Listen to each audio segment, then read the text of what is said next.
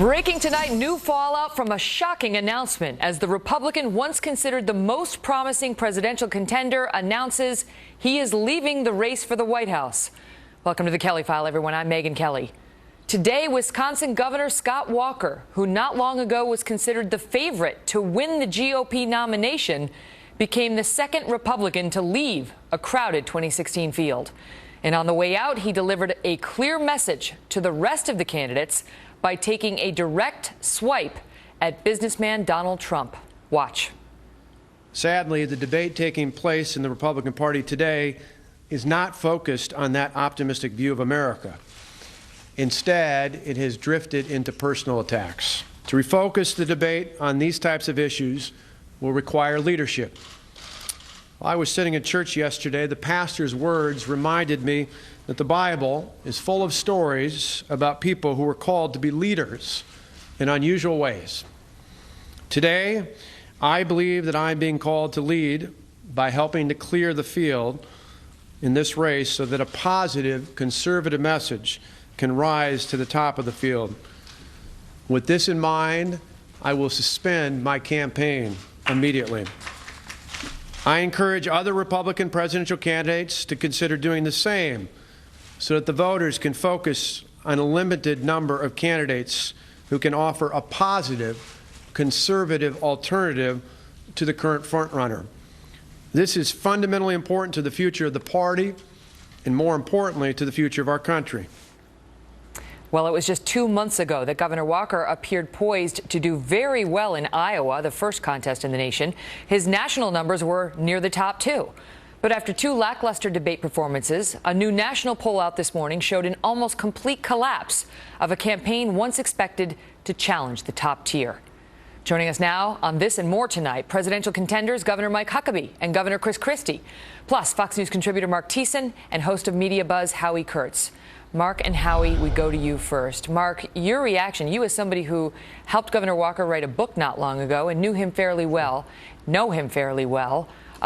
There was no hint of this. The campaign had been tweeting out updates on his chances in Iowa and the full steam ahead message a couple of hours before, seemingly out of nowhere, he said, "I'm done."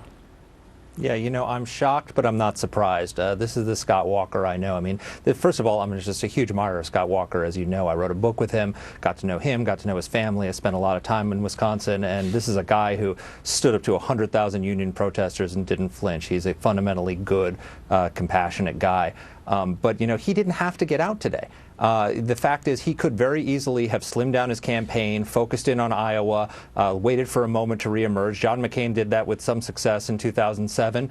And, people say he's like a new Tim Pawlenty. If Tim Pawlenty had stayed in the race, he probably would have been the front runner at some point. He did the humble and patriotic thing, which was to step out for the good of the country, for the good of the party, so that the vision that he believes in for the Republican Party, a hopeful, optimistic vision, can emerge and some consensus can come around a candidate who can carry that message in opposition to Donald Trump. What's amazing, though, and I'll get to the Trump thing in a second, but what's amazing is just in August, he was at 8%. Now, today, he's at less than 1% in the CNN national poll. But in August, he was at 8%. So it wasn't that long, about a month ago, and he was tied for fourth there, Howie. He was tied for fourth.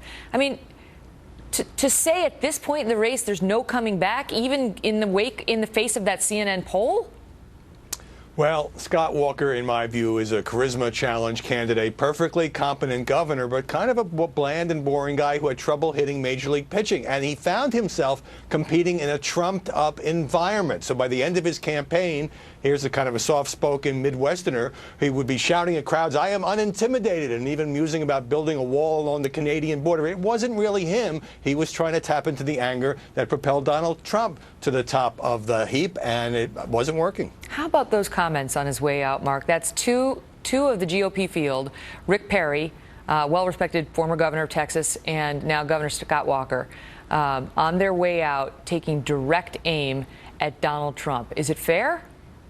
Oh, I think it's very fair. I think there are a lot of Republicans who are very worried about Donald Trump and the vision he's bringing for the party, which is not a hopeful, optimistic vision. It's not the vision of Reagan. I mean, Scott Walker said in that statement, he stood there on the debate stage at the Reagan Library and realizing this is not the Republican Party that Ronald Reagan built and that Ronald Reagan believed in. He wants a candidate with a hopeful, optimistic vision, and if it wasn't going to be him, he wanted to get out of the way and hopes other people who share that view and who are not doing well will get out of the way, because the only way Donald Trump wins this nomination, he's got now 24% in the CNN poll. That means 76% are for somebody else. The only way Donald Trump wins the nomination if conservatives are hopeful, optimistic conservatives are divided amongst a bunch of different candidates, and he divides and conquers. But to blame Scott Walker's problems on Donald Trump is a bridge too far, Howie, is it not?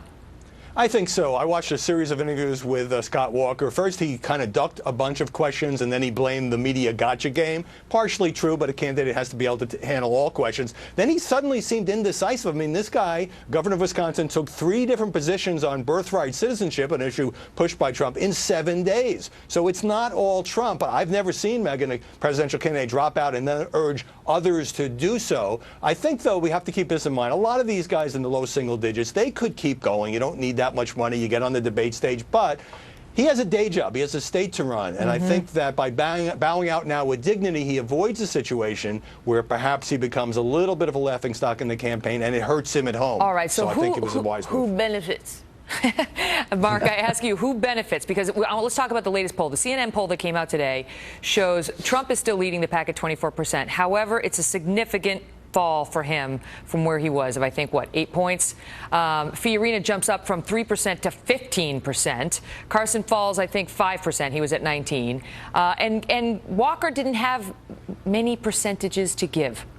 He had less than half of 1%. However, that doesn't mean nobody benefits from him dropping out, Mark. Who does?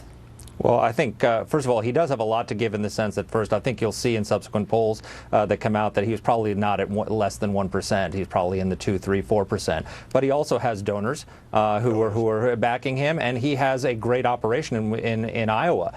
So those people, he put together a fantastic operation. He was the leader in Iowa for a long time, and a lot of people came and dedicated themselves to him. There's a lot of candidates who are going to want that infrastructure.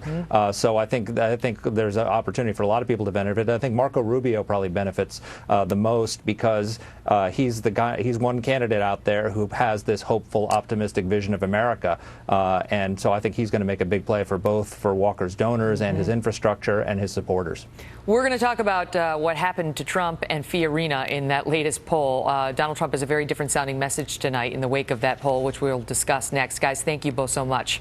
Thanks, Megyn. We also have new developments tonight in another campaign trail controversy with a major Islamic group calling for Dr. Ben Carson to drop out of the White House race because of his comments about Muslims and the White House.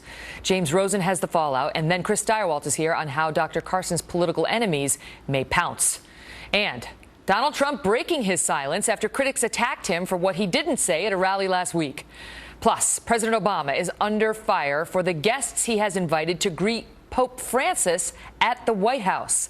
Presidential candidates Governor Mike Huckabee and Governor Chris Christie are here on Governor Walker and on that. Was there any pushback from the White House on the kinds of people who were issued invitations for the Pope's arrival?